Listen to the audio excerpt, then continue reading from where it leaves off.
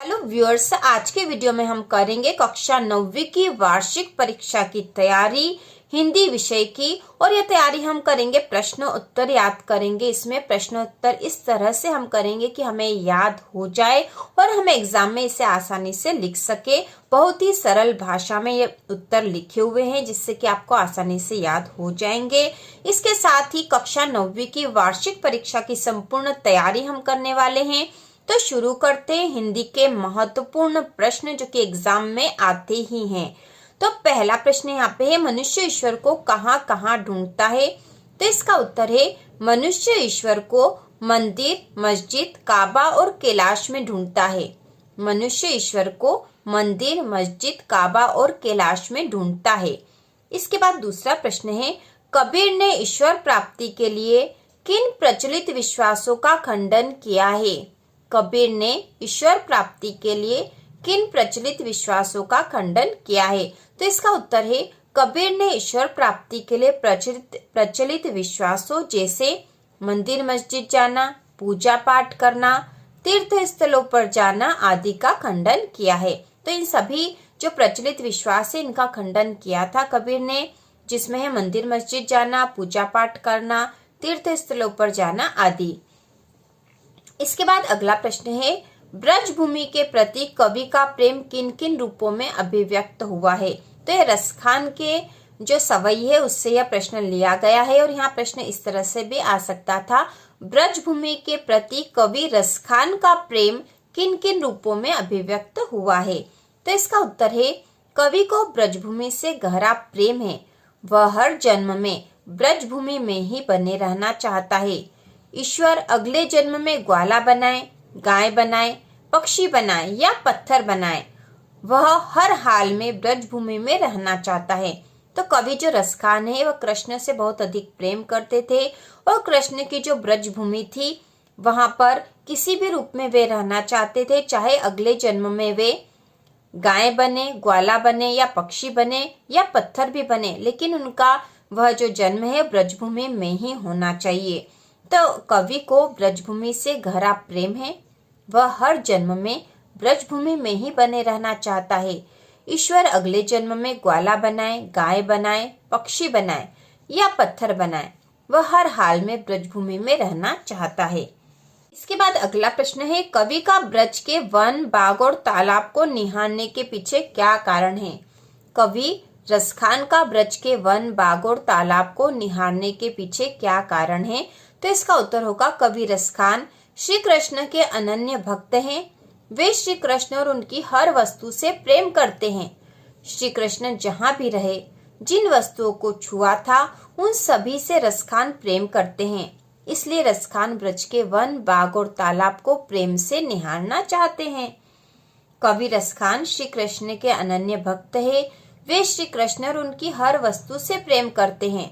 श्री कृष्ण जहाँ भी रहे, जिन वस्तुओं को छुआ था उन सभी से रसखान प्रेम करते हैं। इसलिए रसखान ब्रज के वन, बाग और तालाब को प्रेम से निहारना चाहते हैं।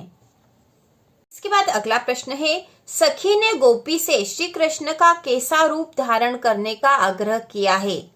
सखी ने गोपी से श्री कृष्ण का कैसा रूप धारण करने का आग्रह किया है? तो इसका उत्तर होगा सखी ने गोपी से श्री कृष्ण के उस रूप को धारण करने का आग्रह किया है जिसमें श्री कृष्ण सिर पर मोर मुकुट, गले में गुंजों की माला, तन पर पीले वस्त्र धारण करते हैं। सखी ने गोपी से श्री कृष्ण के उस रूप को धारण करने का आग्रह किया है जिसमें श्री कृष्ण सिर पर मोर मुकुट, गले में कुंजों की माला, तन पर पीले वस्त्र धारण करते हैं। इसके बाद अगला प्रश्न है, कालिंदी कुल कदम्ब की डारने में कौन सा अलंकार है? कालिंदी कुल कदम्ब की डारने में कौन सा अलंकार है? तो यहाँ उत्तर आएगा अनुप्रास अलंकार, क्योंकि यहाँ क वर्ण की आवृत्ति हो रही है, इसलिए यहाँ होगा अनुप्रास अलंकार। इसके बाद अगला प्रश्न है, कोयल की कूक सुनकर कवि की क्या प्रतिक्रिया थी? कोयल की कूक सुनकर कवि की क्या प्रतिक्रिया थी? तो यह प्रश्न माखनलाल चतुर्वेदी के द्वारा लिखी हुई कविता कैदी और कोकिला से लिया गया है। कोयल की कूक सुनकर कवि की क्या प्रतिक्रिया थी? तो इसका उत्तर होगा कोयल अर्धरात्रि में कूक रही थी जिससे कवि असहज हो गए। वे सोचने लगे कि कोयल क्या संदेश देना चाहती है। कोयल अर्धरात्रि में कूक रही थी, जिससे कवि असहज हो गए। वे सोचने लगे कि कोयल क्या संदेश देना चाहती है। इसके बाद अगला प्रश्न है, किस शासन की तुलना तम के प्रभाव से की गई है। तम मतलब अंधेरा होता है। किस शासन की तुलना तम के प्रभाव से की गई है? तो इसका उत्तर होगा अंग्रेजी शासन की तुलना तम के प्रभाव से की गई है, क्योंकि वे भारतीयों के साथ अन्यायपूर्ण व्यवहार करते थे। अंग्रेजी शासन की तुलना तम के प्रभाव से की गई है। तम मतलब होता अंधकार, मतलब अंग्रेजी शासन जो है अंधकार जैसा है, क्योंकि वे भारतीयों के साथ अन्यायपूर्ण व्यवहार करते थे। इसके बाद अगला प्रश्न है, अर्धरात्रि में कोयल की चीख से कवि को क्या अंदेशा था? अर्धरात्रि में कोयल की चीख से कवि को क्या अंदेशा था? तो इसका उत्तर होगा कवि को अंदेशा था कि कोयल या तो कोई विशेष संदेश लेकर आई है। कवि को अंदेशा था कि कोयल या तो कोई विशेष संदेश लेकर आई है, या फिर उसने देश में दावानल की तरह फैल रही क्रांति की ज्वाला को देख लिया है, जिसे वह सबको बताना चाहती है। तो दावानल होता है जंगल की आग, और यहाँ पे बताया गया है क्रांति के रूप में, क्योंकि भारत देश में क्रांति फैल रही थी अंग्रेजों के खिलाफ, उसी की तुलना दावानल से की गई है।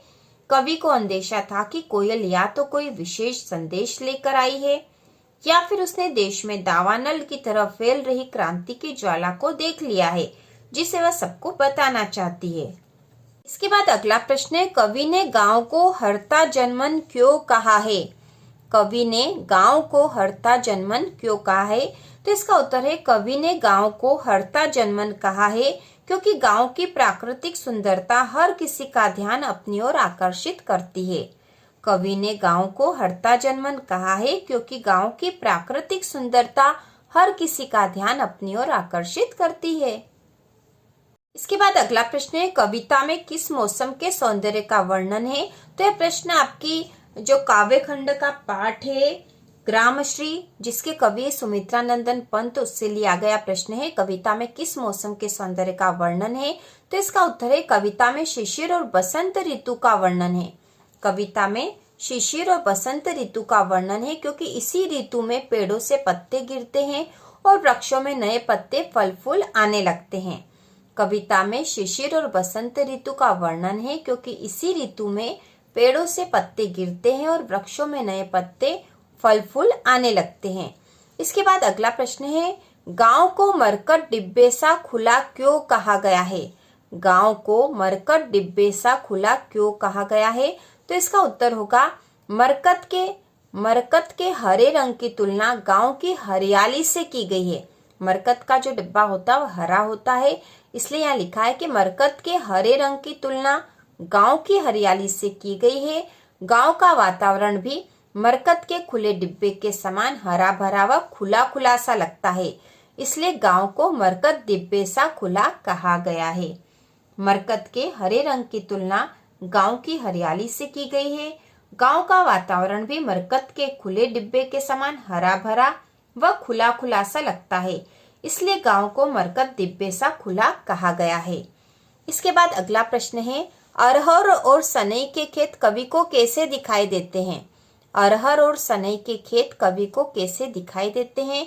तो इसका उत्तर होगा अरहर और सनई के खेत से मधुर आवाज आ रही है, जिससे कवि को ये खेत ऐसे दिखाई दे रहे हैं मानो धरती ने अपनी कमर पर करधनी बांध रखी हो।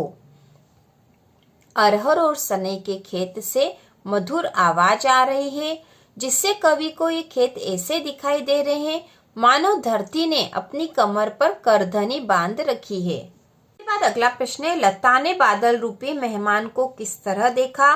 तो ये जो प्रश्न है ये आपके काव्य खंड के पाठ मेघ आए से लिया गया और इसके कवि सर्वेश्वर दयाल सक्सेना है। लता ने बादल रूपी मेहमान को किस तरह देखा? तो इसका उत्तर होगा लता ने बादल रूपी मेहमान को प्रतीक्षारत तथा व्याकुल नव विवाहिता की तरह देखा। लता ने बादल रूपी मेहमान को प्रतीक्षारत तथा व्याकुल नव विवाहिता की तरह देखा। तो लता यहाँ जो है वह नव विवाहिता है, जो कि बादल रूपी मेहमान की प्रतीक्षा कर रही थी और व्याकुल थी उससे मिलने के लिए। तो लता ने बादल रूपी मेहमान को प्रतीक्षारत तथा व्याकुल नव विवाहिता की तरह देखा। इसके बाद जो अगला प्रश्न है, मेघ रूपी मेहमान के आने से वातावरण में क्या परिवर्तन हुए? मेघ रूपी मेहमान के आने से वातावरण में क्या परिवर्तन हुए? तो इसका उत्तर होगा मेघ रूपी मेहमान के आने से वातावरण में निम्न परिवर्तन हुए। तो पहला जो है, ठंडी हवाएं चलने लगी जो आंधी में बदल गई, क्योंकि जब भी मेघ मतलब बादल आते हैं उसके पहले ठंडी हवाएं चलती है। तो ठंडी हवाएं चलने लगी जो आंधी में बदल गई। दूसरा है, गली में धूल उड़ने लगी, क्योंकि आंधी चल रही थी तो धूल भी उड़ेगी, इसलिए गली में धूल उड़ने लगी। तीसरा है, लताएं हवा में लहराने लगी। चौथा है, क्षितिज पर बादल घिर आए। और पांचवा है, जोरदार वर्षा शुरू हो गई। मेघ रूपी मेहमान के आने से वातावरण में निम्न परिवर्तन हुए। पहला, ठंडी हवाएं चलने लगी जो आंधी में बदल गई। दूसरा है, गली में धूल उड़ने लगी। तीसरा है, लताएं हवा में लहराने लगी। चौथी है, क्षितिज पर बादल घिर आए। और पांचवा है, जोरदार वर्षा शुरू हो गई। इसके बाद अगला प्रश्न है, कवि को कोयल से ईर्ष्या क्यों हो रही है? कवि को कोयल से ईर्ष्या क्यों हो रही है? तो इसका उत्तर है, कवि को कोयल से ईर्ष्या हो रही है क्योंकि कोयल स्वतंत्र है, वह कहीं भी विचरण कर सकती है, जबकि कवि जेल में बंद है। कवि को कोयल से ईर्ष्या हो रही है क्योंकि कोयल स्वतंत्र है, वह कहीं भी विचरण कर सकती है, जबकि कवि जेल में बंद है। इसके बाद अगला प्रश्न है, मानसरोवर से कवि का क्या आशय है? मानसरोवर से कवि का क्या आशय है? इसका उत्तर होगा, मानसरोवर से कवि का आशय मन रूपी पवित्र सरोवर से है। मानसरोवर से कवि का आशय मन रूपी पवित्र सरोवर से है, जिसमें स्वच्छ विचार रूपी जल भरा है। जिसमें स्वच्छ विचार रूपी जल भरा है। मानसरोवर से कवि का आशय मन रूपी पवित्र सरोवर से है, जिसमें स्वच्छ विचार रूपी जल भरा है। इसके बाद अगला प्रश्न है, कवि ने सच्चे प्रेमी की क्या कसौटी बताई है? तो इसका उत्तर है, कवि ने सच्चे प्रेमी की कसौटी बताते हुए कहा है कि सच्चा प्रेमी ईश्वर को ही अपना सब कुछ मानकर उसे पाने का प्रयास करता है। कवि ने सच्चे प्रेमी की कसौटी बताते हुए कहा है कि सच्चा प्रेमी ईश्वर को ही अपना सब कुछ मानकर उसे पाने का प्रयास करता है। इसके बाद अगला प्रश्न है, तीसरे दोहे में कवि ने किस प्रकार के ज्ञान को महत्व दिया है? तीसरे दोहे में कवि ने किस प्रकार के ज्ञान को महत्व दिया है?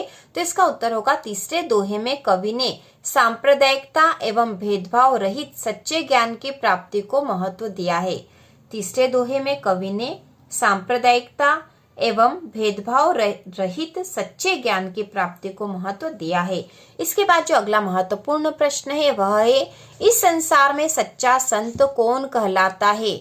इस संसार में सच्चा संत कौन कहलाता है? तो इसका उत्तर है, इस संसार में सच्चा संत वही कहलाता है जो भेदभाव रहित, मोह माया से दूर व सच्चे भाव से प्रभु भक्ति में लीन रहता है। इस संसार में सच्चा संत वही कहलाता है जो भेदभाव रहित, मोह माया से दूर व सच्चे भाव से प्रभु भक्ति में लीन रहता है। इसके बाद अगला प्रश्न है, कवि ने हथकड़ियों को गहना क्यों कहा है? कवि ने हथकड़ियों को गहना क्यों कहा है? तो इसका उत्तर होगा, कवि माखनलाल चतुर्वेदी ने हथकड़ियों को गहना कहा है क्योंकि ये हथकड़ियां उन्हें देश के स्वतंत्रता आंदोलन में भाग लेने के लिए लगाई गई है। ये उनके लिए सम्मान का रूप है, इसलिए उन्होंने हथकड़ियों को गहना कहा है। कवि माखनलाल चतुर्वेदी ने हथकड़ियों को गहना कहा है क्योंकि ये हथकड़ियां उन्हें देश के स्वतंत्रता आंदोलन में भाग लेने के लिए लगाई गई है।